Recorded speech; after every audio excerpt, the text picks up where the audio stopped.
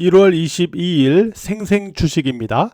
자, 드디어 한국 증시가 역사적인 5,000포인트를 오늘 찍었죠. 자, 이와 동시에 한국 증시의 변동성과 더불어서 변화의 모습도 찾아오고 있거든요. 자, 오늘 시간에는 지수의 동향과 증시에서 새로운 어떤 변화가 나타날 수 있는지 이 부분에 대해서 살펴보는 그런 시간을 갖도록 할게요.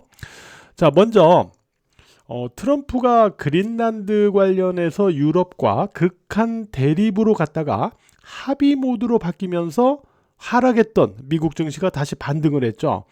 자, 다보스 포럼에 참석해서 발언했던 트럼프의 말을 토대로 우리가 살펴볼 때 세 가지 부분을 우리가 한번 짚어볼 수 있을 것 같아요. 첫 번째는 트럼프는 그린란드를 방위적 목적에서 포기할 수는 없을 것 같다.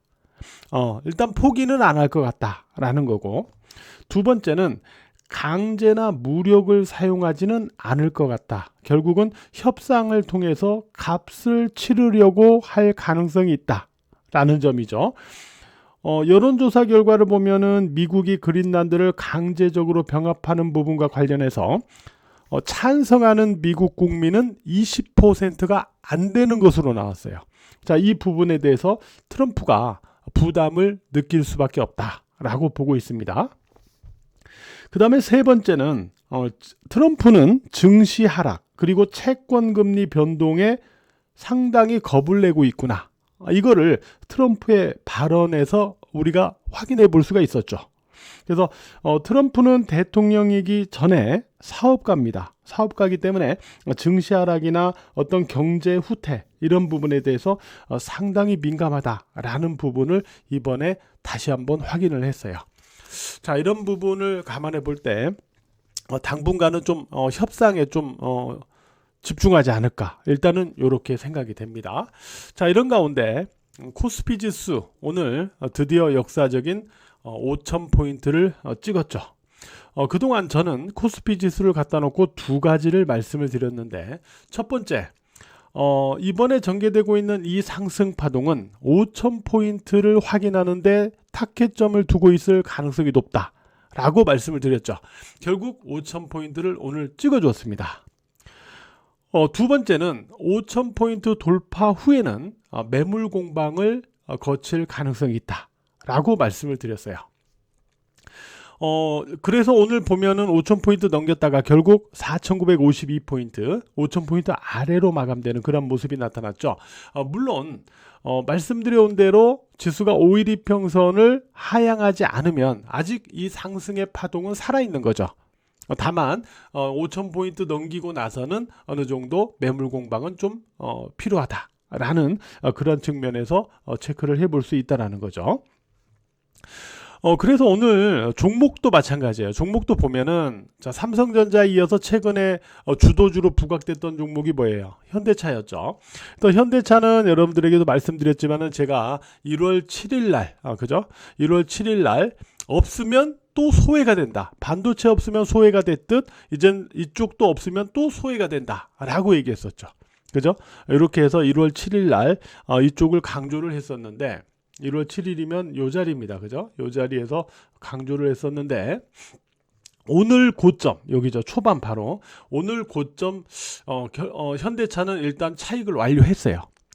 주식장인과 멤버십 분들도 오늘 차익을 일단 완료를 했습니다. 여기서 일단 봤던 현대차를 오늘 고점에서 차익을 완료를 했는데, 아직 지지를 깼다 이렇게 볼 수는 없지만 어쨌든 초반에 매물 공방이 나올 가능성, 코스피에서 나올 가능성을 보고 현대차를 오늘 고점에서 일단 차익 매도를 완료를 했는데요.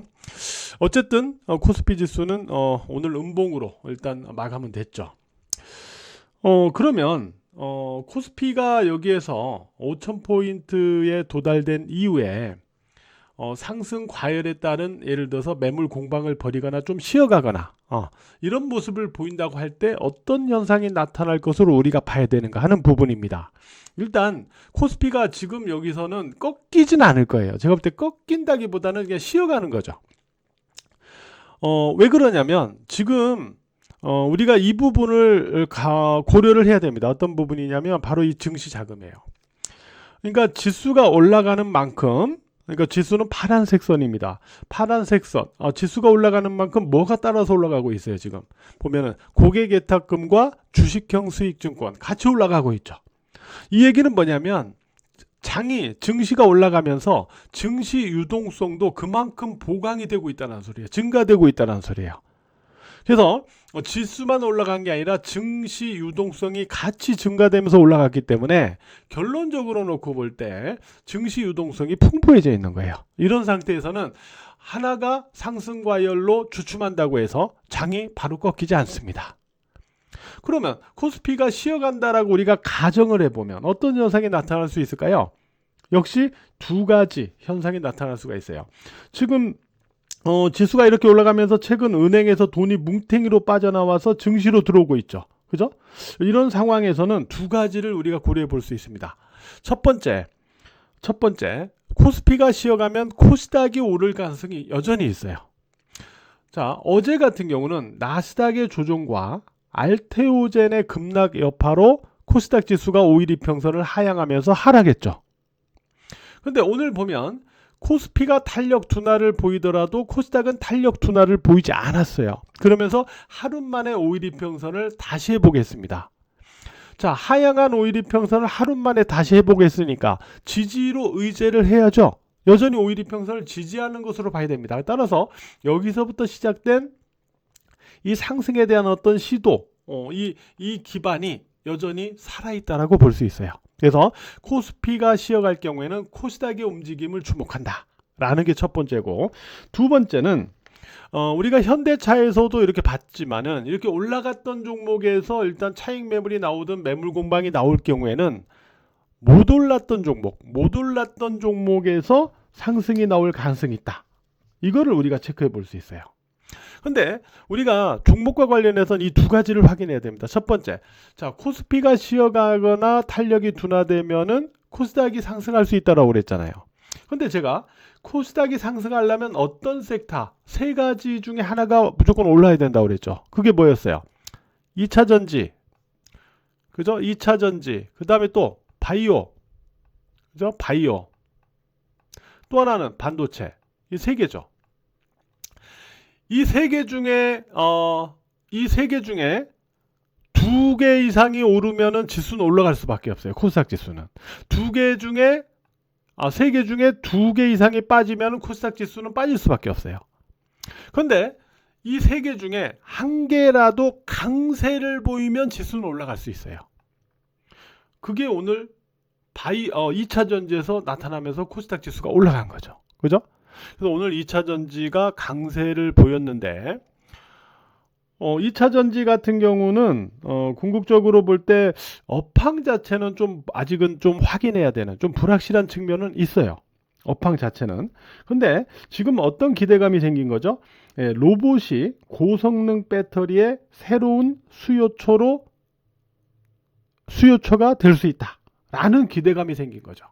특히 이 로봇에 들어가는 배터리 같은 경우는 고성능 그리고 고성능의 이런 고품질 이러한 어떤 배터리가 필요하다라는 거 아닙니까? 그러니까 소위 말하는 한국형 3원계 배터리나 그 다음에 전고체 배터리 이런 부분이 필요할 가능성이 높다라는 거죠. 그러다 보니까 이런 삼성 SDI 같은 이러한 종목들의 주가가 급등하면서 전고점을 돌파하는 그런 흐름을 보여주고 있는 거죠. 그래서 로봇에 대한 어떤 새로운 수요처 기대감, 특히 고성능 배터리에 대한 기대감이 결국 한국형 3원계 배터리나 전고체 배터리 관련주들의 주가 상승을 이끌면서 삼성 SDI가 주도주로 일단 부각됐다. 그래서 다른 2차 전지 관련주들의 흐름도 우리가 좀 주목을 해봐야 되겠지만, 어쨌든 2차 전지가 이렇게 오르면서 오늘 코스닥 지수의 상승을 주도한 거거든요. 결국은 무슨 얘기를 제가 하고 싶은 거예요. 코스닥 지수가 오른다면 2차 전지든 바이오든 반도체든 일단 기본적으로 이쪽의 순환매는 계속 염두를 하고 우리가 봐야 된다라는 부분을 말씀드린 거예요. 그 다음에 두 번째로 우리가 생각해 볼 수 있는 부분은 뭐냐면은 제가 현대차로도 말씀드렸잖아요. 이렇게 많이 오른 종목들에서 매물이 나온다? 차익 매물이 나오거나 매물 공방이 나온다? 그러면은 어떻게 순환매가 될 거예요?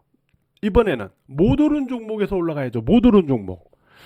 자, 오늘 보면 일단 첫 번째 화장품 관련주, 아모레퍼시픽, 코스맥스 같은 이런 화장품 관련주들이 올랐는데 딱 보시면 아시겠지만 그동안 못 올라갔던 종목들이에요. 자, 이게 뭐 크게 봐서 그렇지 이렇게 보시면은 이게 뭐 지수 올라갔지 이거 못 올라간 종목들입니다, 이거. 그런 종목에서 오늘 상승이 나온 거죠. 그죠? 그 다음에 또 하나가 이제 유리기판 관련주입니다. 유리기판. 유리기판도 그동안 못 올라갔던 종목 쪽에서 이런 필옵틱스, SKC 이런 종목들이 오늘 상승을 했죠. 그러니까 다시 말해서 올라갔던 종목들에서 차익 매물이 나오면서 못 올랐던 종목 쪽으로 순환매가 나올 가능성이 있다. 라는 부분을 말씀드린 거예요.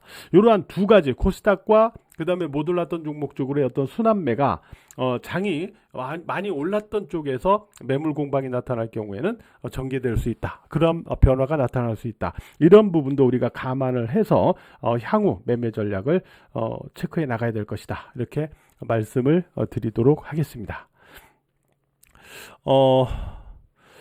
자, 주식장인 카페 1월 가격 할인과 무료 기간까지 추가되는 이벤트가 오늘 마감됩니다. 오늘 마감이에요.